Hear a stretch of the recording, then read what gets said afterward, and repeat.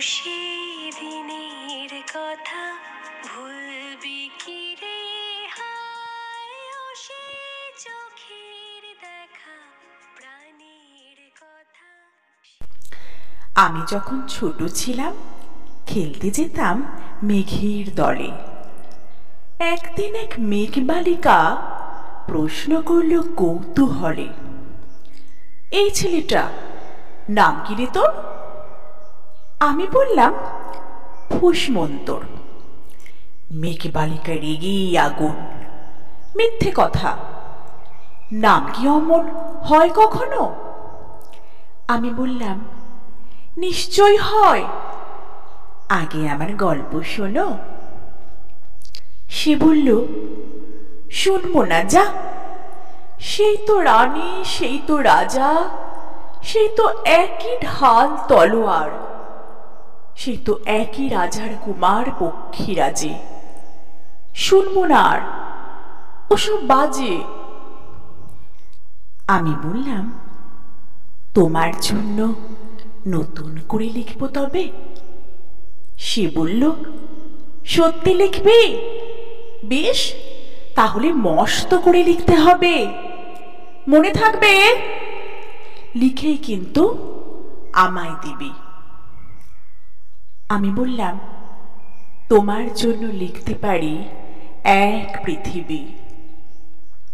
লিখতে লিখতে লেখা যখন সবেমাত্র ২-৪ পাতা, হঠাৎ তখন ভূত চাপলো আমার মাথায়। খুঁজতে খুঁজতে চলে গেলাম ছোটবেলার মেঘের মাঠে। গিয়ে দেখি চেনা মুখ তো একটিও নেই এ তল্লাটে। একজনকে মনে হলো ওর মধ্যে অন্যরকম। এগিয়ে গিয়ে বলি তাকে, তুমি কি সেই মেঘ বালিকা? তুমি কি সেই? সে বলেছে মনে তো নেই, আমারও সব মনে তো নেই।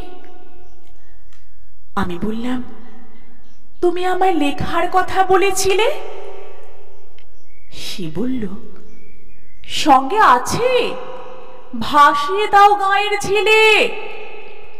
আর হ্যাঁ শোনো, এখন আমি মেঘ নই আর, সবাই এখন বৃষ্টি বলে ডাকে আমায়। বলেই হঠাৎ এক পশলায় আমায় পুরো ভিজিয়ে দিয়ে অন্য অন্য বৃষ্টি বাদল সঙ্গে নিয়ে মিলিয়ে গেল দূরে কোথায়, দূরে দূরে। বৃষ্টি বলে ডাকে আমায়, বৃষ্টি বলে ডাকে আমায়। আপন মনে বলতে বলতে আমি কেবল বসে রইলাম ভিজে একসা কাপড় জামায়। গাছের তলায় বসে রইলাম বৃষ্টি নাকি মেঘের জন্য। এমন সময় অন্য একটি বৃষ্টি আমায় চিনতে পেরে বলল, তাতে মন খারাপের কি হয়েছে? যাও, ফিরে যাও, লেখো আবার। এখন পুরো বর্ষা চলছে, তাই আমরা সবাই এখন নানান দেশে ভীষণ ব্যস্ত। তুমিও যাও, মন দাও গে তোমার কাজে। বর্ষা থেকে ফিরে আমরা নিজেই যাব তোমার কাছে। এক পৃথিবী লিখবো আমি, এক পৃথিবী লিখবো বলে ঘর ছেড়ে সেই বেরিয়ে গেলাম। ঘর ছেড়ে সেই ঘর বাঁধলাম গহীন বনে, সঙ্গে শুধু কাগজ কলম। একাই থাকবো, একাই দুটো ফুটিয়ে খাবো, ধুলো বালি ২-১ মুঠো, যখন যারা আসবে মনে তাদেরই লিখব, লিখেই যাব। এক পৃথিবীর ১০০ রকম স্বপ্ন দেখার সাধ্য থাকবে যে রূপকথার, সে রূপকথা আমার একার।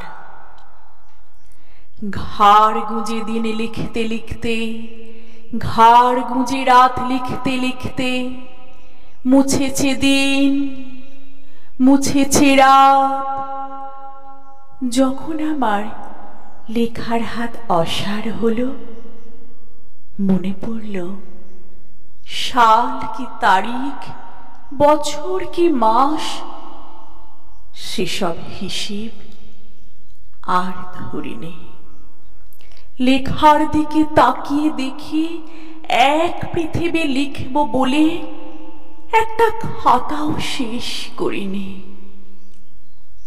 সঙ্গে সঙ্গে ঝমঝমিয়ে বৃষ্টি এলো খাতার উপর, আজীবনের লেখার উপর। বৃষ্টি এলো এই অরণ্যে, বাইরে তখন গাছের নিচে নাচছে ময়ূর আনন্দিত। এ গাছ ও গাছ উড়ছে পাখি, বলছে পাখি এই অরণ্যে কবির জন্যে আমরা থাকি। বলছে ওরা কবির জন্য আমরা কোথাও, আমরা কোথাও, আমরা কোথাও। হার মানেনি। কবি তখন কুটির থেকে তাকিয়ে আছে অনেক দূরে, বনের পরে, মাঠের পরে, নদীর পরে। সেই যেখানে সারা জীবন বৃষ্টি পড়ে, বৃষ্টি পড়ে, সেই যেখানে কেউ যায়নি, কেউ যায় না কোনোদিনই। আজ সে কবি দেখতে পাচ্ছে সেই দেশে, সেই ঝর্ণা তলায় এদিক ওদিক ছুটে বেড়ায় সোনায় মোড়া মেঘ হরিণী। কিশোর বেলার সেই হরিণী।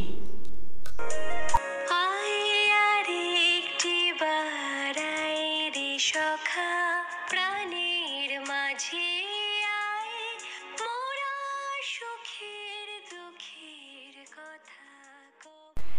বেনি মাধব, বেনি মাধব, তোমার বাড়ি যাব। বেনি মাধব, তুমি কি আর আমার কথা ভাবো? বেনি মাধব মোহন বাঁশি তমাল তরু মূলে বাজিয়েছিলে আমি তখন মালতী স্কুলে। ডেস্কে বসে অঙ্ক করি, ছোট্ট ক্লাস ঘর, বাইরে দিদিমণির পাশে দিদিমণির বর।